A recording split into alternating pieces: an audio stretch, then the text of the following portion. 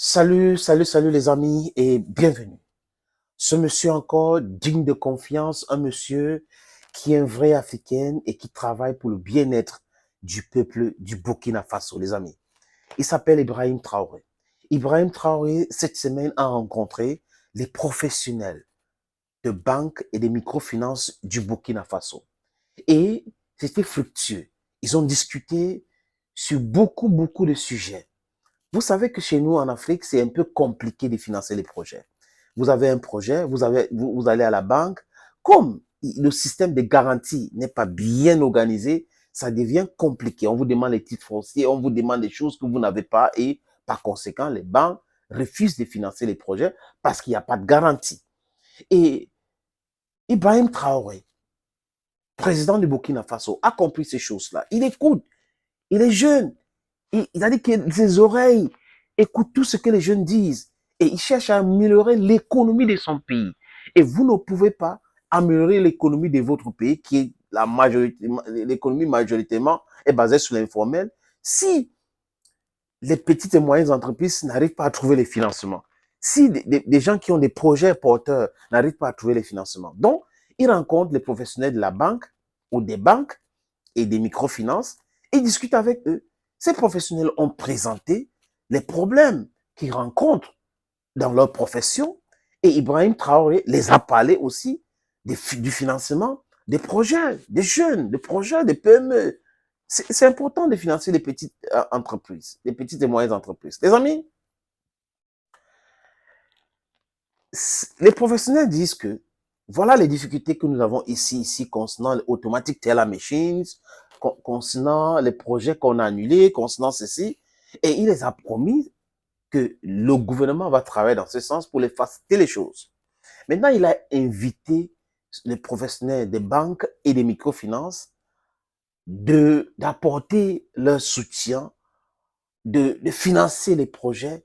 Voilà ce que nous voulons dans des pays, pas des présidents qui restent dans leur bureau, qui pensent qu'ils sont plus importants que le peuple, qui ne discutent avec personne. Un président a le droit de rencontrer tout le monde. Mais il y a des présidents qui vont dire non, mon ministre va les rencontrer, je n'ai rien à foutre avec, j'ai beaucoup de choses à faire. Qu'est-ce que vous avez à faire que vous ne pouvez pas rencontrer les footballeurs, vous ne pouvez pas rencontrer les Bayamsela, vous ne pouvez pas rencontrer des professionnels de différents métiers dans votre pays? Qu'est-ce que vous avez à faire à ne pas les rencontrer? Par rapport à quoi? Parce que when you take stock directly, you understand, you exchange with them, then you propose a last local solution.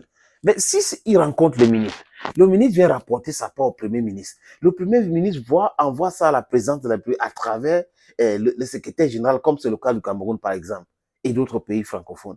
C'est compliqué.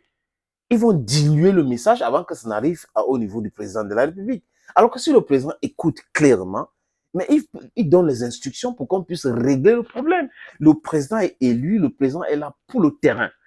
Hein? Même si ce n'est pas les élections, quand le peuple a décidé que c'est toi le président, tu devrais être là, devant le peuple. Tu devais être là à écouter le peuple. Pas écouter tes amis, écouter les conseillers, passer ton temps à voyager, à pensant que c'est comme ça que tu vas améliorer la vie de tes populations, c'est comme ça que tu vas améliorer la vie de tes concitoyens. Donc, les amis, je pense aujourd'hui que les présidents africains devraient prendre l'exemple sur Ibrahim Traoré. Oui, il est sur le terrain, il écoute ses ministres, il écoute la population, il organise les causeries avec tout le monde. C'est comme ça qu'on gère un pays. You need to be nearer the people. You need to be with them daily. You need to understand their difficulties. You need to talk with them. And the financial sector is such an important sector in any economy. If the banks and the microfinance are not financing projects, it will be very difficult for the economy to be very fluid. It will be very difficult. So this guy, Ibrahim Traore, is such an intelligent person.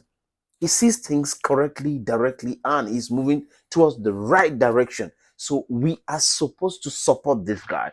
Burkina Faso, Africans, everywhere you find yourself, all over the world, in the Caribbean islands, everywhere you find yourself, you're a black man, please pray for this guy.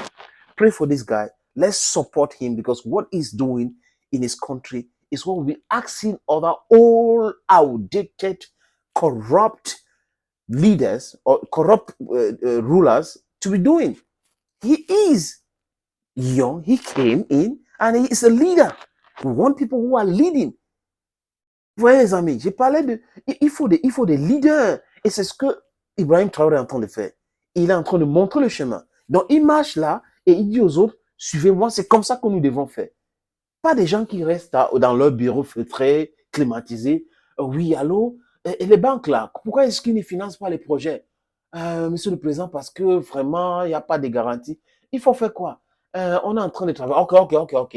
Et il rappelle 7 ans après, parce qu'il y a les élections pour savoir ce qu'il va dire. Et pas de bilan, c'est comme ça, et business as usual. Et les gens pensent que nous allons rester comme ça, hein? Fold our arms, watch them, regarder la France manipuler, regarder ces corrompus-là continuer à rester au pouvoir et parler de démocratie, des institutions. Non, ces gens-là sont des corrompus, ces gens-là ne méritent pas être des dirigeants des pays africains parce qu'ils sont corrompus, ce sont des vassaux, des valets et ils n'aiment pas leur peuple. Ibrahim Traoré, hurrah, vive Ibrahim Traoré, viva le Burkina Faso, viva la cohésion africaine, one passport, one army, one currency, one love. Bye bye for now.